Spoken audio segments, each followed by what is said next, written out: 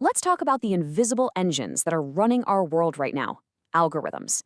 I mean, they're everywhere. They're the fundamental instructions that map the human genome, that route internet traffic. They basically power our entire modern lives. And to really get a handle on the world we live in, you've got to understand them. So, I want to kick things off with this really fascinating question from a classic computer science textbook.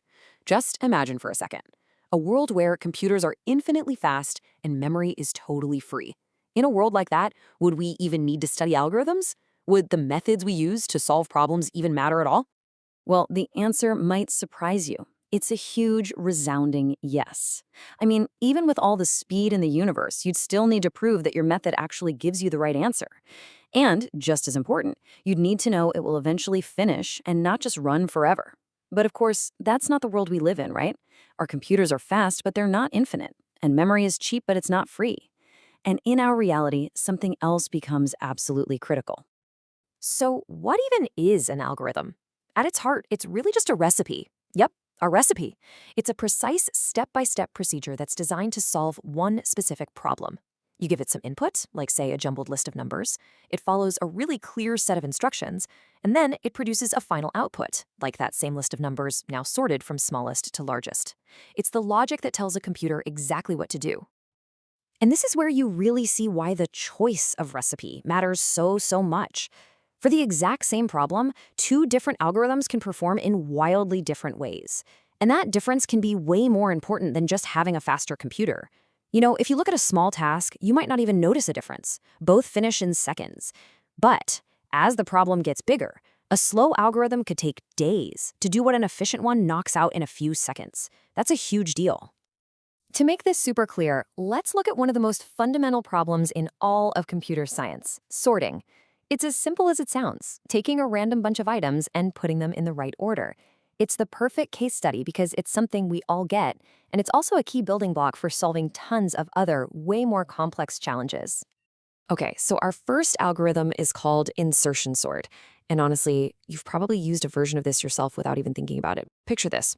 You're dealt a hand of playing cards and you want to get them in order. You pick them up one by one and you slide each new card into its correct spot among the ones you're already holding. That, in a nutshell, is insertion sort. The process is exactly like that. You take the next item from your pile, you find its correct position among the ones you've already sorted, you shift the bigger ones over to make a little space, and you pop it right in. You just keep doing that simple little process until everything's in order. It's simple, it's intuitive, and yeah, it totally works. But, and this is a big but, here's the catch. Insertion sort is awesome for a small hand of cards. What if you had to sort, say, 10,000 cards? The number of comparisons and all that shifting you have to do would just explode. Computer scientists have a term for this kind of growth. They call it n squared. All that really means is, if you double the number of items, the amount of work you have to do roughly quadruples. For really big lists, this thing gets incredibly slow. So the crucial point here is that there's actually a formal language for measuring how efficient an algorithm is. You'll see notations like n squared, which we now know is on the slower side, or something called n log n, which is way faster. This lets us predict how an algorithm is going to behave as the problem gets bigger. And for sorting, there are much smarter recipes, like one called merge sort that run in that n log n time, making them 1,000,000 times better for those huge jobs. And this whole focus on efficiency brings us to a really powerful idea. We should think of algorithms as a technology in and of themselves. Seriously, just like a faster processor or more RAM, a really well-designed algorithm is a tool that just dramatically expands what we're capable of doing with computers. And that's exactly why we've been focusing so much on sorting. It's not just about putting stuff in order. As this quote says, efficient sorting is often used as a critical first step inside of other, much bigger algorithms. So whether you're talking about rendering graphics for a video game or searching a massive database, chances are a sorting algorithm is working its magic behind the scenes. You can see the impact of this everywhere.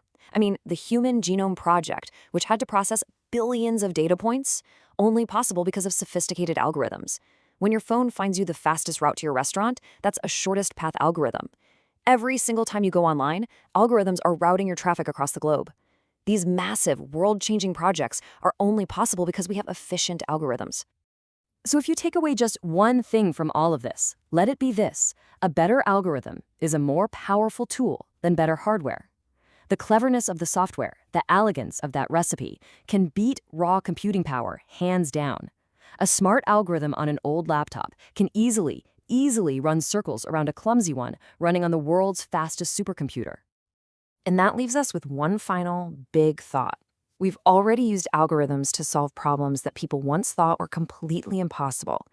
So, as we face new, even bigger challenges in medicine and climate science and AI, the next great breakthrough might not come from a new machine at all. It might come from a new recipe. And the question is, what's it going to be?